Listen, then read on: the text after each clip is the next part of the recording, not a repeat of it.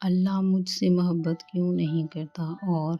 آخر مجھے سے محبت کیوں نہیں کرتا۔ بہت سے لوگ جن کی زندگیوں میں بہت سی تکلیفیں ہیں،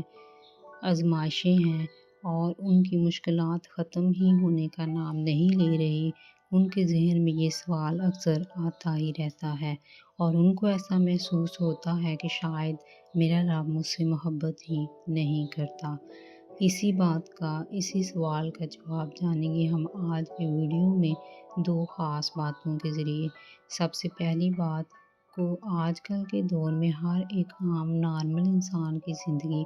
تقریباً 60 سال کے قریب ہوتی ہے، تو ہماری جو زندگی آگے والی ہے، جو باقی سال رہتے ہیں، ہمیں وہ نظر نہیں آ رہی۔ ہمیں نہیں پتہ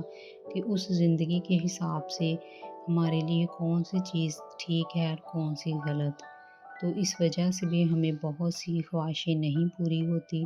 بہت سی چاہتیں ہماری پوری نہیں ہوتی اور بہت سے لوگ یا اولاد یا اچھا لائف پارٹنر یا ویسی چیزیں جو ہم چاہ رہے ہوتے ہیں ہمیں نہیں ملتی۔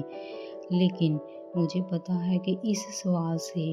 کوئی بھی ایسا انسان جو سالوں سے اپنی کسی خواہشوں میں، کسی چاہتوں میں ترس رہا ہے اور تڑپ رہا ہے، اس کو اس دلیل سے مکمل طور پہ سکون نہیں ملتا، وہ مطمئن نہیں ہوتا کہ وہ چیز ہمارے لیے ٹھیک نہیں ہے۔ تو پھر بہت سالوں کے بعد میں نے ایک اور راز پایا کہ جیسے بہت سی چیزوں اور دعاؤں کے لیے تقدیر میں یہ لکھا ہوتا ہے کہ جب ہم انہیں مانگیں گے پھر ہمیں وہ عطا کی جائیں گی، تو ایسے ہی بہت سی دعائیں اور خواہشیں ایسی بھی ہوتی ہیں جن کے لیے تقدیر میں لکھا ہوتا ہے کہ وہ ہمیں شکر الحمدللہ کہنے پہ ملیں گی، اس بات کو تسلیم کرنے کے بعد ملیں گی کہ یا اللہ ہم تیری رضا میں راضی ہیں۔ تو صبح اور شام ایک تسبیح الحمدللہ کی کر کے دیکھیے، اگر آپ سب کچھ کر چکے ہیں